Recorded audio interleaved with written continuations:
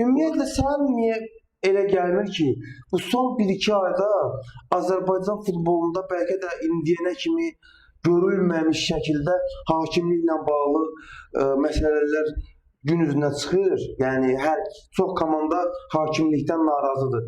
Səncə bunun səbəbi nələrlə gələcək? Səbəbini Ahmet, təbii ki, onu deməkdə bir qədər çətinlik çəkdim, amma Qurban Qurbanovun fikirləri var. Məncə orada çox şey yer alır. Təbii ki, hər zaman tanıdığımız Qurban Qurbanov dediyi cümlələr boşuna deyil. Hər bir cümlənin arxasında məncə böyük mənalar yatır. Elə Qurban Qurbanovun fikirlərini səsləndirəcəm. Hakimlərimizin potensialı çoxdur. Üzülürəm ki, potensiallı hakimlərimiz belə texniki səhvlər edir. Bu il sanki hakimlər üçün kabusdur. İllərdir onların qərarlarını görmüşük. Qaydalar da dəyişir.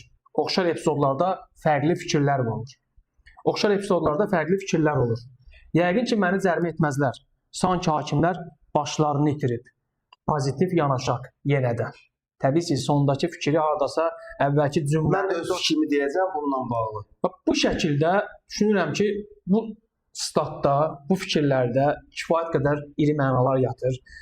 Başlarını itiriblər hakimlərimiz. Yəni, bu hakimlərin 20-22 yaşı yoxdur. Bəyək adlarını sadaladım. Əliyarı olsun, İnqilab olsun, elə Rəvan olsun. Böyük təcrübələri olub, böyük oyunlar görüblər, böyük maçlar görüblər, qarşılaşmalar görüblər, futbolçular görüblər, təcrübəli futbolçular görüblər. Kifayət qədər ağır görüşlərin öhdəsindən gəliblər. Biz bu hakimlərin həqiqətən potensialını bilirik ki, böyükdür. Etdikləri səhvlər yaraşmır bu hakimlərə. Məncə burada ən böyük məqam bilsən nədir, Nizad? Niyə görə belə ajitaj yaranıb Azərbaycan futbolunda, hakimliyində? Çünki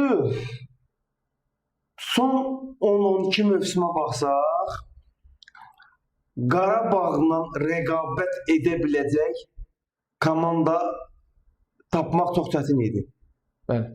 Amma son bu ildən söhbət gedirsə, əgər artıq Sabahın elədiyi yatırımlar, yəni belə deyək də, o Qarabağın aşkar və danılmaz üstünlüyü meydanın içindən söhbət gedir.